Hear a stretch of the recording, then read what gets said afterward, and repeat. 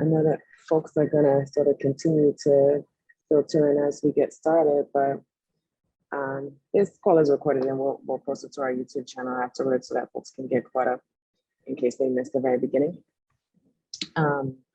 But I'm so thankful that I understand that you did a presentation for the NAACP. Yes. Yes. Which branch? New York? Mid-Manhattan. Yeah, Mid-Manhattan. Okay. Yes, I work with them. Yes. I'm a member of New York. Yeah. Okay, wonderful. Well, Deborah saw that presentation and we had questions about ranked choice voting. So she was like, well, maybe Nicole can come and, clarify some of that. So I'm thankful and she's coming in now.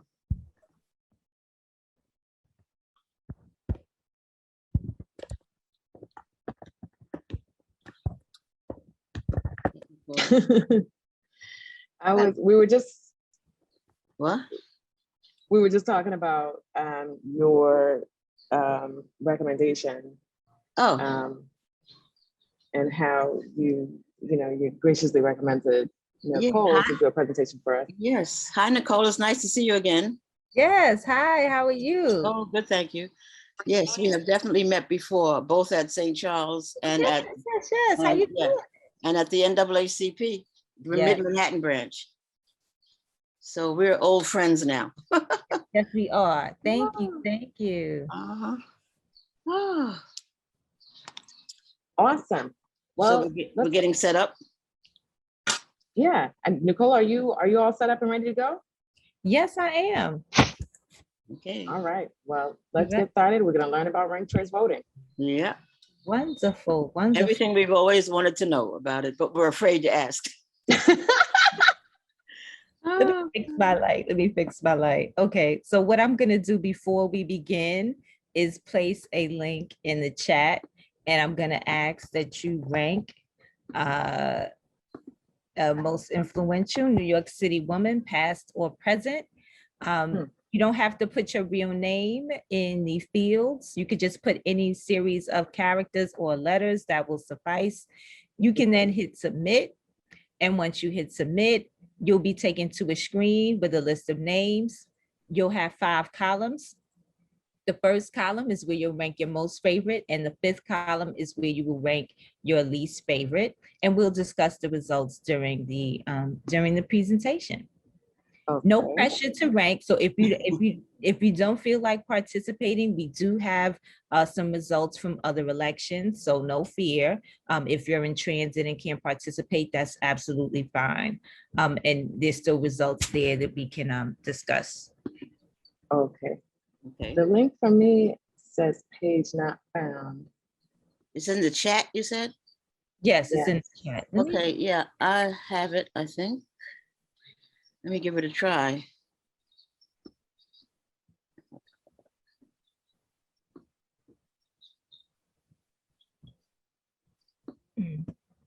Oh, let's see now. I'm gonna try it again from desktop.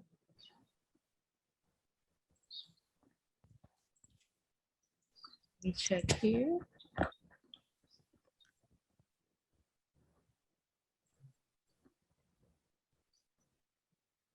Well, let me see. That's interesting. Yeah, the link is not opening up for me. Okay.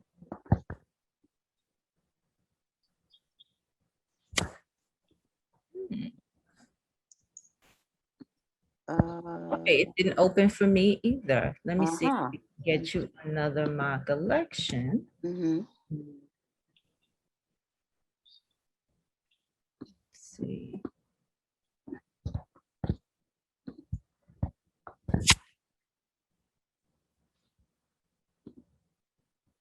Okay, well, I can still show you the results. Okay.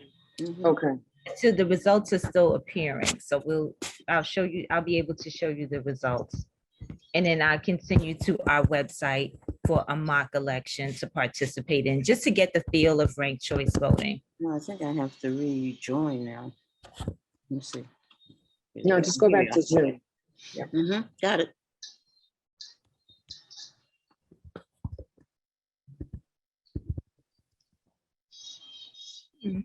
Oh. on. I'll share my screen.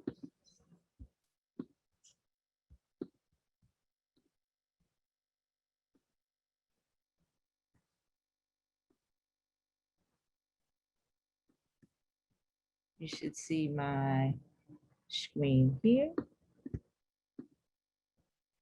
Yep, we see it. Okay, perfect. So ranked choice voting, just gonna go through and let you know how we arrived at ranked choice voting. So in 2009, we had a runoff election for public advocate and comptroller. A runoff election actually is done when no candidate receives more than 40% of the vote in a primary election. So in the primaries for public advocate and comptroller, none of those candidates reached that 40% threshold. So literally 2 to 3 weeks later, we were doing an entire election all over again. It cost the city between $15 and $20 million to run runoff elections, and the turnout is usually extremely low. So that began a debate on the use of runoff elections. In 2010, then Councilmember Gail Brewer actually introduced the first ranked choice voting bill in the New York City Council. In 2010 and in 2018, the New York City Charter Revision Commission explored the need for the use of runoff elections and possibly using ranked choice voting, but determined they needed additional time to make a decision. But in 2019, the New York City Charter Revision Commission decided, they actually voted 14-1 to place ranked choice voting on the New York City general election ballot. So in November of 2019, ranked choice voting was ballot question number 1 and passed with 73.5% of the vote and was scheduled to begin in 2021. And now we are here. So why are we here? So in this particular election year, because of term limits, we're going to be electing more than 30 of the 51 city council members brand new, their term limited out of office, our mayor's term limited out of office, as well as our comptroller and 4 out of the 5 borough presidents. So we're going to see drastic change in our New York City government because of the open seats. In addition to the open seats and the lack of incumbents, we also have a very robust campaign finance system where contributions from New York City residents are matched 6-1 or 8-1. So of course, under these conditions, you can definitely, in the past, you would be concerned about splitting the vote.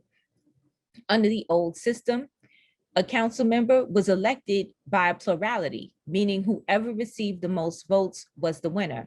But in these conditions right now, where we have 6 and upwards of 15 candidates for city council in some districts, a candidate could win with as little as 20% of the vote, which would mean also that 80% of the people pick someone else.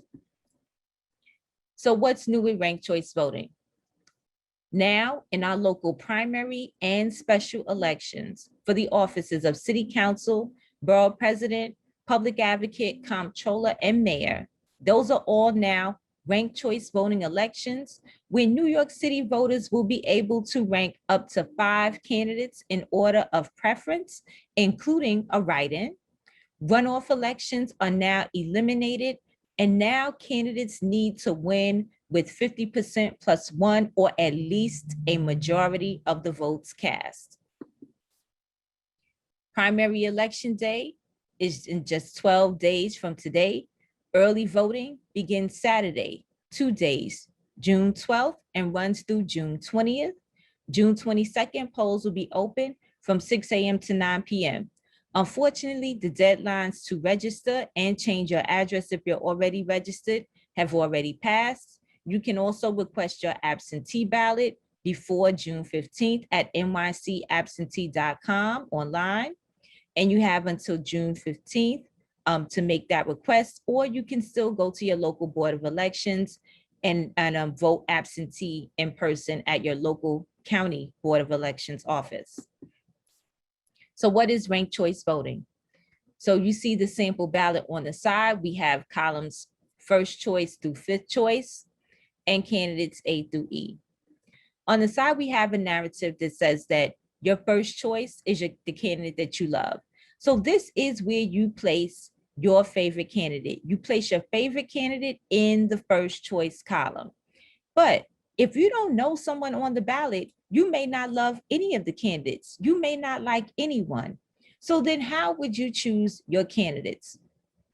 You would look at the candidates and where they stand on the issues that are most important to you.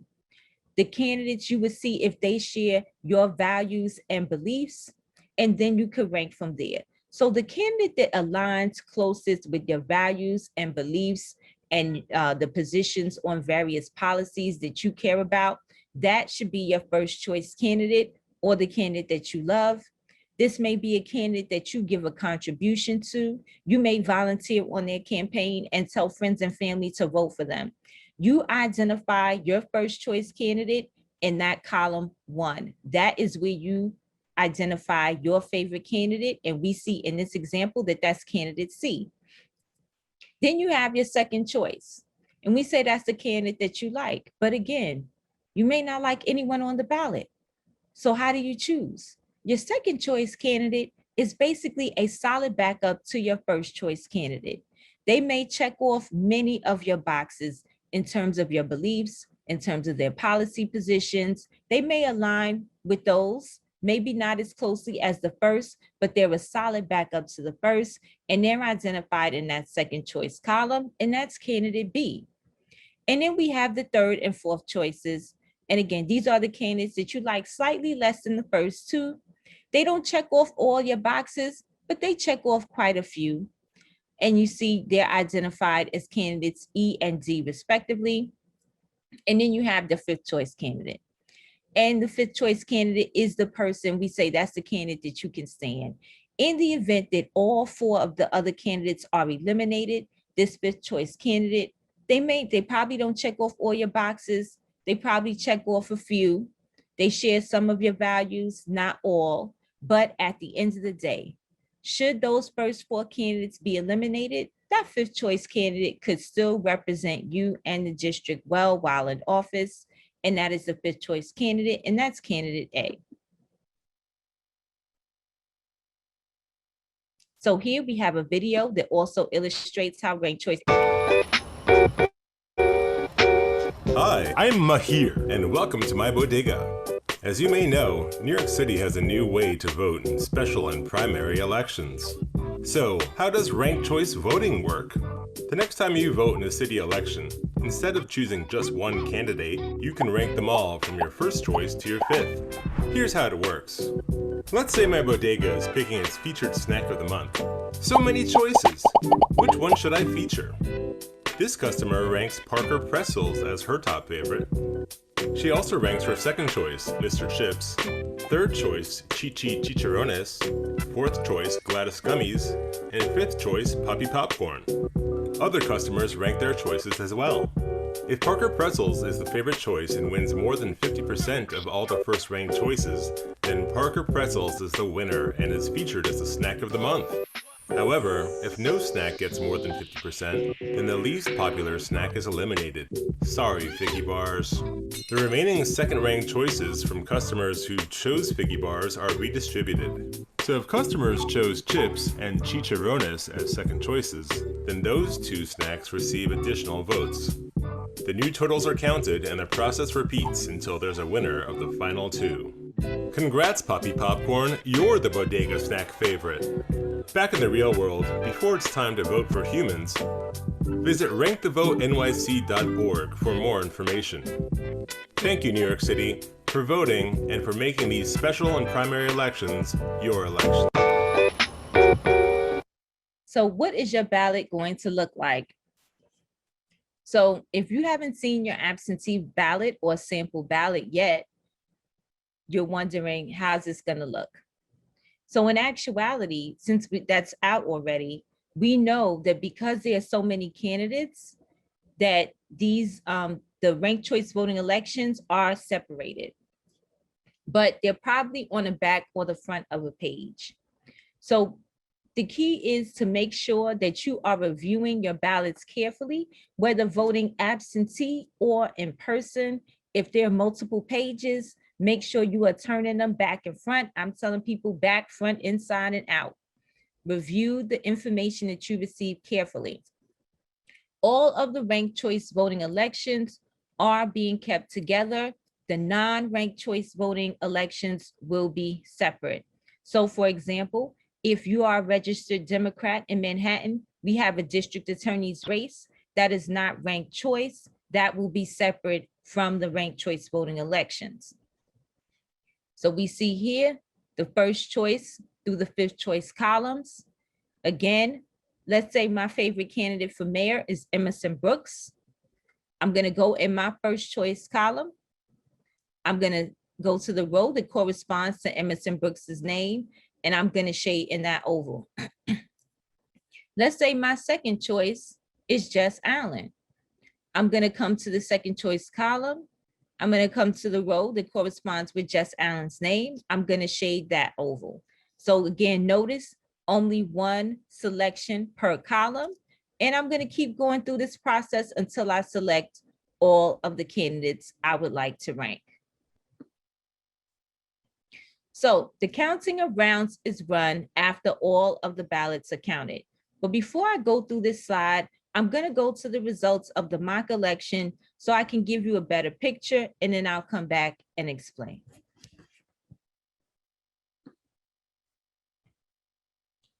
So we see here, let's refresh the results.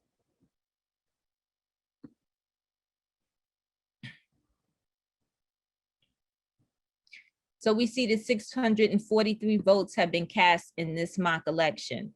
That means that 322 votes are required to win. Remember now, someone needs that majority, needs to get a majority of the votes. So that threshold is 322. At this point, round 1 of 9, no one has a majority of the votes. Now, round 1 is actually representative of a tabulation of all of the first choice votes counted in the election. Because no one has reached the majority thresholds as of round 1, we will now go to rounds. This will be a ranked choice voting election. What going rounds means is that the person in last place will be eliminated, and that candidate's votes will be redistributed based on the second choices of the people who voted for them as their first choice. So I want to be very clear, it's not a random redistribution. There's no automatic redistribution to the person in the lead, etc. It is literally based on the choices on the ballot. So for example, if I selected Mary J. Blige as my first choice and Eleanor Roosevelt as my second, my vote is going to go from Mary J. Blige to Eleanor Roosevelt. You could have selected Mary J. Blige as your first choice and selected Madam C.J. Walker as your second choice. Your vote would go from Mary J. Blige to Madam C.J. Walker. And this process is going to continue until we get to the top 2 candidates. Even if someone reaches a majority threshold before that time, the rounds of counting will continue until there are only 2 candidates remaining. So let's see how the votes will be redistributed and who will ultimately reach the goal.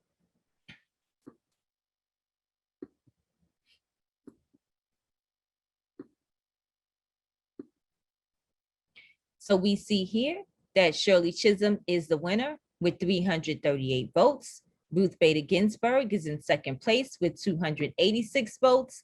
And we have at the bottom that 18 votes were exhausted. So what that means is that only 18 people did not rank Ruth Bader Ginsburg or Shirley Chisholm somewhere on their ballot. So just to be very clear, the counting of the rounds only kicks in if no candidate reaches a majority threshold of the first choice votes. So had Shirley Chisholm had 322 votes in that round 1, there would have been no other rounds of counting. She would have been declared the winner because she clearly has a majority of the first choice votes. But because she did not, we went to rounds. The official winner will not be declared until all the votes are counted. So that's early election day, affidavit, military, and absentee votes. An official winner will not be declared at least until about 2 to 3 weeks after Election Day. One of the reasons is because absentee ballots can be postmarked as late as Election Day, and they have to wait for all of those votes to come in to count those first choice votes, their first choice votes. In addition to that as well, they'll be waiting for military ballots, and people will be allowed to cure their ballots if there is an issue. Now, ballot curing actually refers to the issue with the outer envelopes, etc. No one knows who you vote for. So once the ballot is removed, it's not like you can fix your ballot itself. But let's say you did something like forget to sign your outer envelope or made a small, detail error in the returning of the ballot process. They will allow that to be cured and returned as well. So all of the first choice votes will then be tabulated once all of those ballots are in. If no one has a majority, they will simply hit a keyboard on a computer and tabulate the rounds of counting, and a winner will be declared. Now, moving forward, on Election Day, we will have some preliminary results. They will basically show us the first choice votes from early voting and Election Day, but we will not see rounds and winners for at least 2 to 3 weeks. And the round by round vote totals will be released to the general public at vote.nyc, the Board of Elections official website. We have already had 4 elections under ranked choice voting. 3 of them were ranked choice because in one election, the candidate received 60% of the first choice votes. So it did not go rounds, but you can see the rounds for the other 3 special elections that have been held under this process at the Board of Elections website. So why should voters use their rankings? Clearly, this is giving voters more choices. Instead of going in and voting for one person, you can now rank up to 5 candidates in your order of preference. It also gives a voter more power because now, even if you have a favorite candidate per se, candidates now can't just target the people they think are going to support them. They can now come to people whom they may not be the first choice. They may not be your first choice, but they can come and say, you know what? I know that you already have a candidate. You have your favorite candidate. You have your preferred candidate. Can you rank me someplace else on the ballot? Even if your favorite candidate doesn't win, you still have a voice in who is ultimately elected to represent the district. In addition, you can now vote your conscience without worrying that you are wasting a vote. If there is a quote unquote underdog candidate who you really, really like, but then you say, you're afraid to vote for them because you know that there's someone who might be more established or has a better chance to win, etc., you can now vote for that underdog candidate and also rank other candidates as a backup. Ranking a second, third, fourth, or fifth choice will never hurt your favorite candidate. So here's some frequently asked questions. How many candidates do I rank? So you can rank up to 5 candidates, or you can even rank 4, 3, 2, or you can go in and vote for 1 candidate. Do I have to use all 5 rankings? So the answer to that question is no. Your vote will still count if you rank 1 or just a few candidates. You can only rank up to 5, but you don't have to use all 5. But I just want you to keep this in mind. If you only vote for 1 candidate and that candidate is eliminated, your vote will have no place to go and will therefore be exhausted. It will not be considered in the other rounds of counting, as we saw on the mock election results. So I tell people, you don't have to rank all 5. You can still vote for 1 if you choose. But in order for your vote to stay in play, in the event that your favorite candidate is eliminated, you need to rank. And looking at just the sheer volume of people who are running from a mathematical statistical perspective, the likelihood that someone is going to have a majority of the first choice votes is very slim when there are 13, 8, 9, 10, 11, 12 people running for different offices. It's a very slim chance that someone's going to reach a majority in the first round. So you want to keep your vote in play for as long as possible, but you can only do that through ranking. And again, thinking about the mock election, Mary J. Blige was eliminated in that first round. If you only voted for Mary J. Blige, your vote would have not been in the rest of the rounds of counting. Can I rank a candidate more than once? So it doesn't help your candidate to rank them more than once. There's no supercharging your vote. There's no, you're not giving them 5 votes. You still only have 1 vote. This is a ranking system. In addition, in thinking about how I've explained ranked choice voting, your vote only moves from your first to your second choice when your first one is eliminated. So if you've given one person all of your rankings, you're essentially sending your vote to someone who has already been eliminated from the race. Does it hurt my favorite candidate to have a second choice? So the answer is no. It will never hurt your favorite candidate to have a second, third, fourth, or fifth choice, because your vote only leaves your first choice candidate if they are eliminated. So for example, if you voted for Shirley Chisholm or Ruth Bader Ginsburg as your favorite candidate, they won. Well, Shirley Chisholm won, Ruth Bader Ginsburg came in second. They stayed in the race the entire time, so the vote stayed with them the entire race. It is only if the candidate is eliminated that it goes to your second, third, fourth, or fifth choice. So key messages. Ranked choice voting is in effect right now for our local primary and special elections only.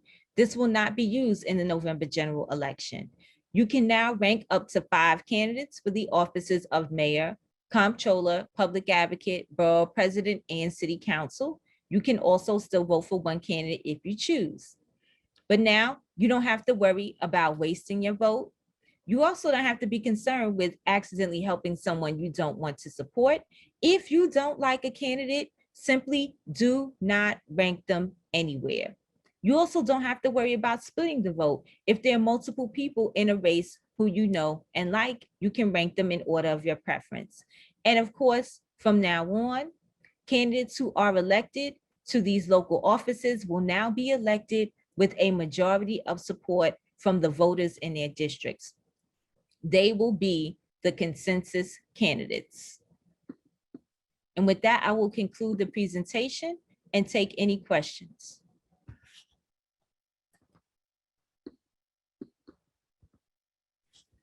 Deborah, you're muted. Oh, thank you so much for that presentation, Nicole. Very informative. Welcome. Do you know the reason why the Manhattan DA election is not ranked choice voting? Yes, so the change was actually to our New York City charter, and the district attorney is under the state constitution. I see. Okay, thank you. You're welcome. These are good questions, and I agree, Nicole, that this presentation has been very informative, because some of the things that you heard, I've heard people say like, oh, I'm going to vote for Madam C.J. Walker 5 times, and as much as I love Madam C.J. Walker and I'd want her to win and represent me, voting for her 5 times is not going to give you the effect that people are looking for, right? And essentially, you've thrown away the power that you've been given. Right. And so it's basically the same thing as if you ranked her as your first choice. Same thing. Any other questions? So, Hi, Nicole. I joined a few minutes late, but I wanted to know if you could, so you may have addressed this already. Why is ranked choice voting good for communities that are typically not represented, like communities of color? We represent a Black organization, a Black government contracting club. Why do you feel like this is good for Black and brown communities, marginalized groups? Like, how can ranked choice voting help us better leverage our sort of political voice? So it's been said in other places, because I'm still waiting to see what happens in New York, but it's being used in 17 other cities in 3 states. And it said that ranked choice voting has helped more women and candidates of color be elected to public office. So it has helped in that way. For instance, as a club, like, there may be some people who say we want to rank all of these candidates because, they will support us, they look like us, they reflect our values and our needs. And so clearly there are more options available in the ranking process, but it is said to have helped candidates of color and women to be elected to office. Well, I personally like the fact that because a candidate can't just win with 30 or 40% of the vote, for example, which is what Bill de Blasio received in 2013 when he ran in the primary, that it makes candidates broaden their platforms to appeal to a wider swath of the electorate. Like it remains to be seen how well the mayoral candidates are doing this round, for example, but like the fact that they can't just win with the majority of the votes, the fact that they have to get, and by majority, I just mean out of the people that are running, like whoever gets the most, they actually have to get a clear majority of the votes. Yeah. I like the fact that means they have to reach out to other potential constituent groups other than their base. Yeah. I agree. And we're going to ask a question, Deborah? You can go ahead. I'll go after you. Well, I was just going to say, Nicole, I'm so thankful for the clarity that you're able to provide for us in regards to ranked choice voting.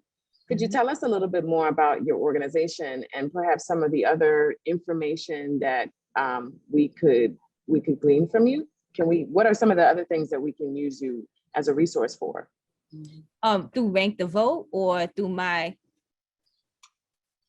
Well, how many organizations you got, Nicole? She has several. I think she has several. Oh, Lord. I Okay, do. well, I do. let's get into it, because I know that we, for the sake of time, we had skipped introductions so that we could give folks a chance to jump on and then get straight to the presentation. People can go back and review the recording of the whole presentation for those of you who jumped on late. But we didn't do introductions, so let's go ahead and start there. Nicole, can you just give us a little bit about yourself and all of whichever organizations you want to discuss today? So sure, I could definitely do that. So I'm consulting with Rank the Vote NYC part-time to provide education on ranked choice voting. I've been involved with them since February, but my background is civic education, government affairs, politics, and community relations. Since 2018, I've actually been working for the US Census Bureau, educating communities around the importance of the census. So I've been doing that work. So right now, one of the things that I will share is that we are hosting data summits to help various constituencies pull data and resources from our website, data.census.gov. And so we're showing people how to do that. It changed from the American Fact Finder, which is a resource that I was very familiar with. So we have data summits, and all that information can be found at census.gov, the website. Very useful information. It gives you a glimpse in how our communities actually look. I found that, we think one thing sometimes about our communities and they could look totally different. Right. The information, we have Census Business Builder, speaking of contracting, so you can see the type of businesses that are forming in neighborhoods across the country, how they're doing. So we conduct all sorts of surveys that will help businesses, that help individuals, that help educational institutions, basically that helps everybody. I mean, I'm not saying that, because I'm there, but it's actually extremely useful information to see how your community looks, and it will help you make decisions on how to best serve them and their needs, right? And even as a business. So for instance, if you look at the census and see, well, what languages are spoken in a particular community, that can help you figure out what kind of marketing and branding materials you need to provide in that area. Or, what's the going rate for XYZ, and then you can figure that out as well. My personal brand, Educated Voter, educatedvoter.net is my website. And so all my social media is there at Educated Voter NY, where I provide civic information. There's a website that has links to all the resources for voting in New York State and an area that will help you find information for nationwide voting resources. Oh, you're just a wealth of information. I work at it, I tell you. Yes. I know we're going to be back in contact with you. what I wanted to follow up a little bit on what Amani was saying, which was there's this concern that communities of color are not as well versed in this ranked choice voting as they need to be. Is there a feeling that people are just going to kind of go in and just do one vote as they usually do? Well, so actually recently we've seen survey results that make us extremely excited and hopeful that the needle is moving on that. At least 80% of New Yorkers have now said that they're familiar with RCV, that they're prepared to use it. This is also part of, the work of the presentation is not for this information just to stay with you, but for you to share it with others in your network to make sure that they're aware and informed. I can send you a one-pager to share with the organization to let them know. And then, you have this recorded presentation to share with them as well so that they can view it. Early voting starts in 2 days. So Rank the Vote has been working at educating people since 2019. Of course, we have ramped up. So you should see a lot of us, not out and about. I also encourage people, speaking of which, is to make sure that they're reviewing the information that they're receiving in the mail. NYC Vote sent the voter guide. The Board of Elections has also sent information. There are commercials everywhere about ranked choice voting. Just this morning in the mayor's press conference, he actually, there's a mock election at NYC. I think it's nyc.gov/pizza or something like that, but where you can pick your favorite pizza topping. So they have a ranked choice voting election for that going for the city of New York. And I can share that link with you. We also have ranked choice voting elections at our website, rankthevotenyc.org as well, to give people an idea so they can get the feel of, what RCV is all about and actually how to do it. Nicole, what kind of feedback about ranked choice voting have you gotten?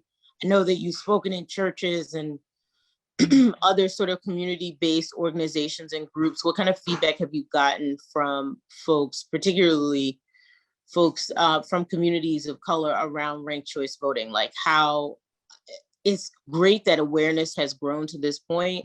How do they feel about it? I think initially, sometimes people come in confused. They don't know why we're doing it. So, I always explain. And that's why I spend a little time on that first slide to let people know how it actually came about. It was through the 2019 general election. So I hope, that, in some ways that also encourages them to come out and vote, because if, things will happen if we're not participating in the process, right? And so it's, it was voted on by New Yorkers. It received close to 75%, of the vote in favor. And so that's how we arrived to this. It's been in conversation, but, I literally tell them, we voted on this. So this is why we're doing it. So I think after our presentations, usually they feel a little bit better about it because we kind of demystified it, explained what it is. A lot of people like seeing the mock election results and the video. It helps, So once I think they have an understanding, they're okay. But, in general, change is hard, so this is no different. But we are definitely excited about hearing, the positive feedback we've been seeing in various polls. We've watched the needle, go up from, 30%, 50%, and now we're, at 80% of the people saying that they're familiar and they feel comfortable. Okay. Well, I'm excited about Rank the Vote because in participating in elections in the past, particularly when, supporting campaigns and that sort of thing, I've heard, other proposed solutions to the splitting of the vote, particularly in the Black community. Mm-hmm. And some of the things that, I heard were things, for instance, like, well, we should only allow one Black candidate in the race. Yeah, that's at the time. And I was like, well, I don't think that that's the answer, but perhaps there is another solution. Mm-hmm. And in seeing the way that other counties use the runoff, mm-hmm. I've always been, thinking that, well, perhaps that's something that we could bring to NYC as a solution to, the splitting of the vote when you have 2 or 3 candidates that are essentially vying for the vote from the same community. Mm-hmm. Yep, so they you can rank them. Well, it's a wonderful thing. Do we have any other questions for Nicole?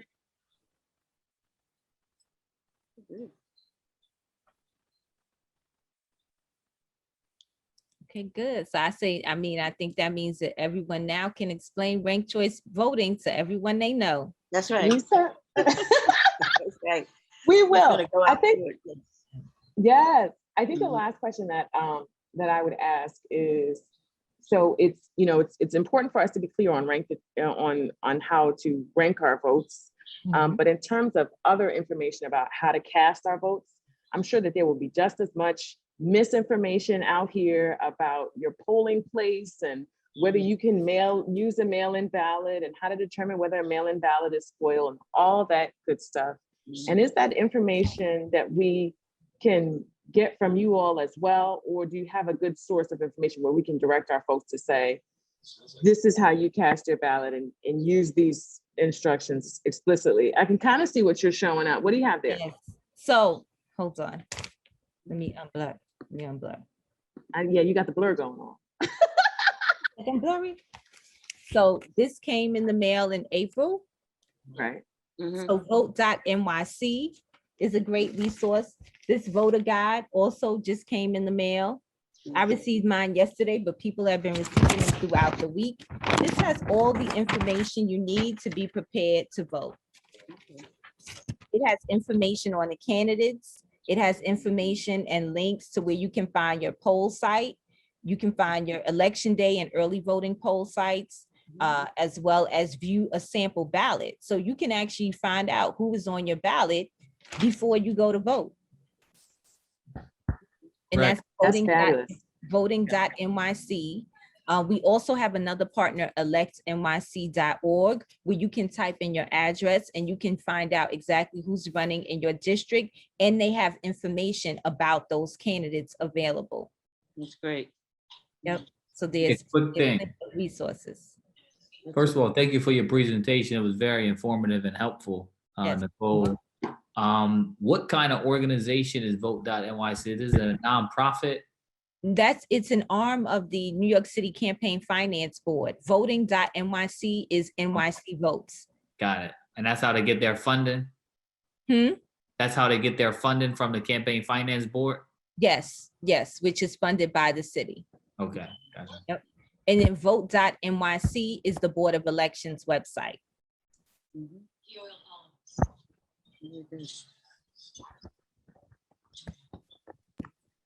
I'm certainly confident that we have a lot more clarity than we had to begin with. And thank you for dropping those links in the chat.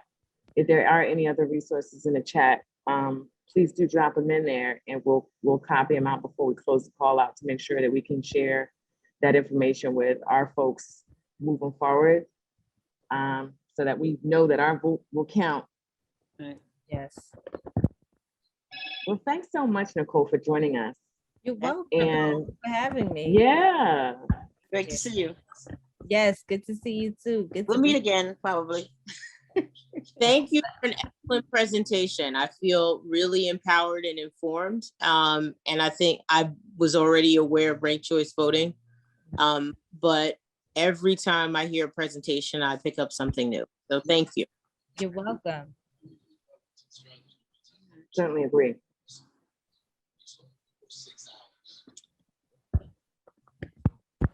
Let me drop another. We're still dropping resources in the chat because you did drop a number of Yes. different resources there. I'm sure that folks can go through the recording to see them, but we could also provide these in a list form in our Slack channel or also as a mail out. Yes, please do. Let me see if I can find the pizza. Yeah, some of those examples were very entertaining. Yes. The first video had the puppy popcorn. Yeah, Yeah. I like So we were all like, I like okay, the bodega. popcorn here. Favorite Yeah, and there was the Yeah. bodega. I like that.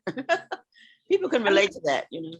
Right. And I don't know if you remember as well, but we also use ranked choice voting in the school board elections back in the days. Okay. So it's not 100% new. It's just, Right. you know, It's being brought back, sort of, right? Yes, Yeah. yes. Okay. Okay. Yeah, I wouldn't say that it was new. I would say that NYC just hadn't used it Mhm. Right. for whatever reason, and each locality has the different way that they do their election. For whatever reason, we were just voting for one person Yeah. and hoping that that person would have enough momentum to win. But there is that challenge where you're casting your vote not only based on like who do I want to vote for, but also like who really has the potential to Mhm. win this race because you only got one shot, you only got one vote. So you have to be concerned about capacity. There was no other choice. So I know that I remember in the past seeing that there are maybe candidates that really align with my values, but then realizing that maybe they didn't have the bandwidth to make it all the way to the end. So I probably need to vie for somebody who had a stronger shot at actually winning. Yep. And now you can rank. So that's what we say, that underdog that you like, Yes. you can now rank them and rank other people. Rank her. Yes. Madam CJ Walker. That's right. You always will have my vote. Always. That's what I'm casting my vote. Lady Always. entrepreneurs, show us the way. Yeah. Yes. Yeah. Especially when it comes to government contracting, which is what we're all here for. So thanks so much. Let's close it out. Did we all copy the links out of the chat? Yes. You. Yeah. Okay, awesome. And I think we get a transcription of them actually in the recording as well. So Okay. Great. thanks so much for joining us, Nicole. Oh. And we'll know that we can count on you. And thank you, Deborah, for the recommendation. I think that this was perfect timing. Absolutely. Because Absolutely. we were right in the midst of trying to figure out how we were going to try to explain ranked choice voting. I mean, we had done, after we had done the forums, Yeah. we had done the mayor forum, we had done the controllers forum, and we were kind of like, yeah, how do we okay, actually explain to people how to vote? Yeah, that was deep. But anyway, yeah, we had spoken to the candidates, and then we were a little bit at a loss after that. So so having your name on hand was more than nifty, and I think has been perfect to empower us, certainly more than we would have been before. You are most welcome. You're most welcome. Yes. So, and hopefully we can work together with you on other projects as well. Absolutely. Absolutely. You have my contact information. Great. Okay.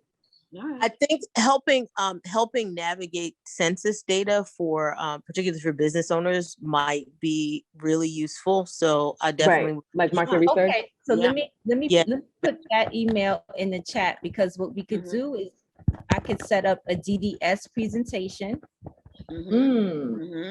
But we can have I will tell you, I'm not the data cruncher, but we can definitely I can have a data dissemination specialist actually come on and go through our our different sites and data that's specific to businesses.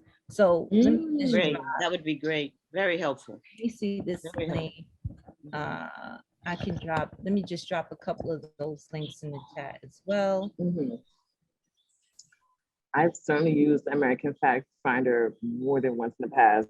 Yeah, that was like my thing back in the days. Back in the day, baby. You be like, okay, what is the population of the day? City X? What's the demographic breakdown? You'd be like, let me check out the census.com. Let me check out the American Fact Finder. So in those resources, when you get into the government contracting space, those market resources are really critical. We'll probably actually be sharing a lot of that at the beginning of our accelerator program soon to come. So get this view. And that was a good catch, Imani. Thank you. And then all of the I noticed that the websites work better in data.census.gov works better in Chrome. And that is the Census Business Builder. So I just put those two links in the chat.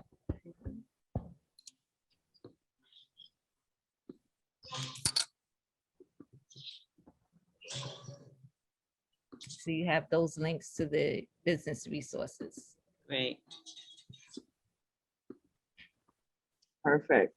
Yep. So if you send me an email, I will be able to, tell me what kind of data you might be interested in. And then I can talk to a data specialist and have have a presentation set up. Great. Yeah, that's awesome. Mhm. Do you have any other questions for Nicole? I mean, I know that she's a wealth of information, but we can't keep her all day. Yeah, we could be here all day with her. I think she has that much, Really, she has yes, that much we could. information, yeah, but we'll be in contact with her again, thank goodness. Yes. Yes. Well, thank you so much, Nicole, for joining us today. You're welcome. Thank you. Take Thank you. care. Thank you, All Nicole. right. Okay. Thank you. Have a great Welcome. day.